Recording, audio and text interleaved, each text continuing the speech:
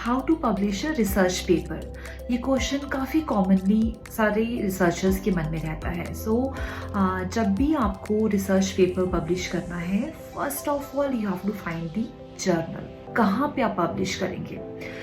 Normally nursing में आप PubMed को या फिर स्कोपस इंडेक्स जर्नल्स को टारगेट करते हैं। सो यू हैव टू सी जो भी आपका रिसर्च एरिया है, you are trying to find out the journal from that area only, and the second thing, it is actually indexed in the PubMed or Scopus, because बहुत बारी आप गलती कर देते हो और predatory journals में publish कर देते हो।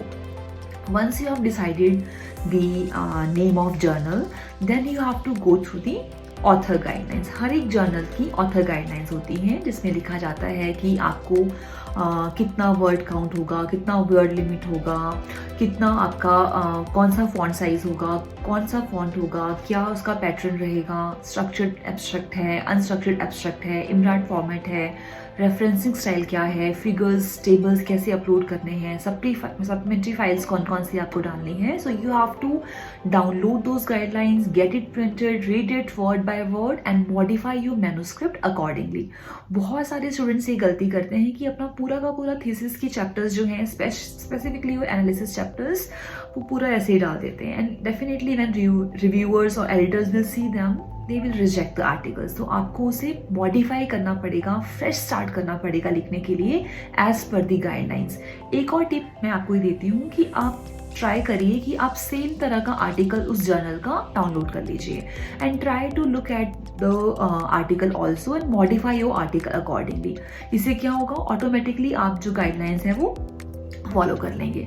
Once you have written the manuscript as per the guidelines, then you are supposed to prepare the cover page and the title page। Cover page आप ऐसा बनाएंगे कि एडिटर इन चीफ को देखते ही लगे कि यस, दिस आर्टिकल और this research area seems to be of interest and we can take it in our journal. So you have to make it very catchy and in title page also you are suppose to write the details of authors, the contribution made by them and all those kind of things। So please complete all these formalities first of all, and then you can just upload it online। They have the tab for that। आप उस icon में जाके upload कर सकते हैं। You'll be getting the confirmatory mail that your article has been uploaded। Copyright form submit करने के लिए कहा जाएगा, ऑथर्स का कंसेंट लिया जाएगा, कॉन्फ्लिक्ट ऑफ इंटरेस्ट के बारे में पूछा जाएगा। It depends on journal to journal किस फेज में आपसे वो पूछ रहे हैं। नॉर्मली सबमिशन के टाइम में ये चीज़ें पूछी जाती हैं।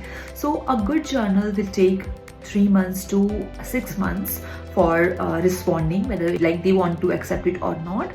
बहुत बारी आपको मॉडिफिकेशन के लिए, रिविजन के लिए भी कहा जा सकता है। And the thing is you have to be patient, है ना। आप एक दिन में 2 दिन में पब्लिश नहीं करेंगे, आपका इतना काम है। It will take some time to get published, but yes, it is going to be worth also। So please ensure that you follow these all points whenever you plan to write a paper, and I really wish that you publish your papers in good journals। Thank you।